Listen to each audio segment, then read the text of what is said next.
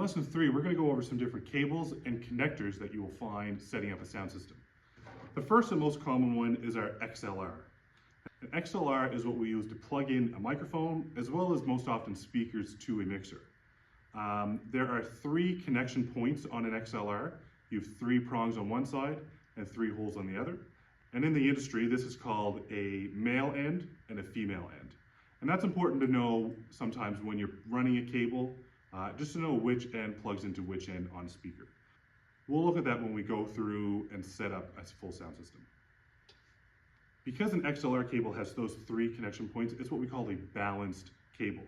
A balanced cable means it is low resistance, meaning you can run it for a longer length before the signal is impeded. With an XLR or a balanced cable, you're generally able to run it around 1,000 feet before you start losing signal.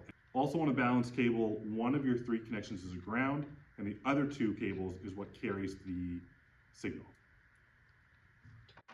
Next, we're going to move over to what we call a 1/4-inch phone connector. This specific cable in my hand is what we call a patch cord, where it's 1/4-inch to 1/4-inch. It's often used to plug an electric guitar into an amp or a bass into an amp or so on.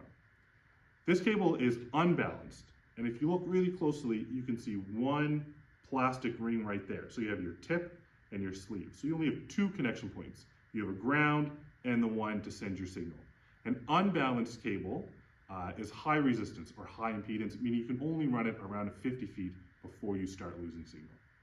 There's nothing wrong with that though. They absolutely serve their purpose, like these patch cords, super common. Now that we've looked at XLR and 1/4-inch, we can have some of these cables that have both ends. This end has a female XLR, this end has a 1/4-inch.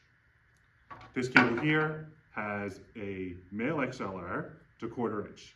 Now if we look at this 1/4-inch, we can see that there are 2 plastic sleeves separating it. So we have our tip, our ring, and our sleeve. 3 connection points means this is a balanced cable. We call this TRS, tip, ring, sleeve. Now we learned 1/4-inch, and this smaller one is what we call 1/8-inch, or 3.5 millimeter.